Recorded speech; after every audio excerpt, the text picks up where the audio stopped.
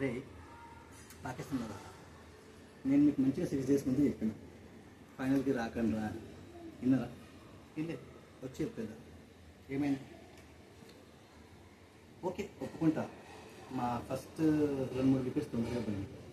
ఒకవేళ అభిషేక్ శర్మ ఫామ్లో ఆడి ఉంటే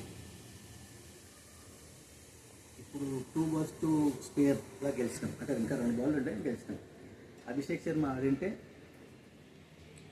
12 overs మొత్తం మ్యాచ్ ఫినిష్ అయింది. రైట్?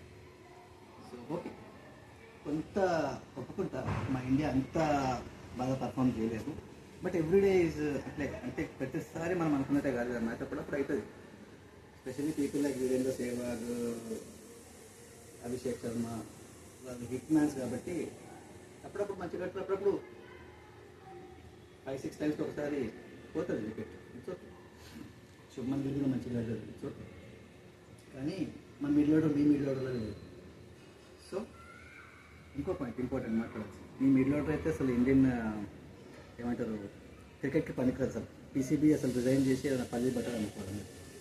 ఇంకోటి మీ మోసిన నక్లీగాడు ఎందుకు కప్పు తీసుకొని దొంగతనం తీసుకొని పోయి సిగ్గుచడం లేదా అంటే మేము చెప్పినాం క్లియర్గా, మాకు ఇంట్రెస్ట్ లేదు, మేము చేయకండి ఇవ్వం. అట్లాంటిది మీతో కప్పు ఎట్లా తీసుకుంటాం? మేము తీసుకోము, కప్పు ఇంకేమంటామో ఇప్పి అని చెప్తే సిగ్గుచరం లేకుండా గంటన్నరైనా నిలబడరైనా అసలు సిగ్గుచరము ఏమన్నా మానం అభిమానం ఏమైనా ఉందా మీ దేశానికి? మీ మొత్తం దేశానికి లేదు, మీకు లేదు, మీ మినిస్టర్లకైతే అసలే లేదు. పొలిటీషియన్స్కి అయితే అసలు ఏమంటారు సిగ్గుచరం ఉండదండి జనరల్ సాంగత. అట్లాంటిది మీ దేశంకే లేదంటే ఇక మీ దేశంలో పొలిటీషియన్స్కి ఎట్లుంటుందో అర్థం చేసుకోండి. అయినా కానీ మేము ఇమాజినరీ కప్పు లిఫ్ట్ చేసి మీకు చెప్పుతోటి కొట్టినట్టు అనిపించింది. అది మామూలు చెప్పు కాదు, బురదలు అద్ది కొట్టినట్టు.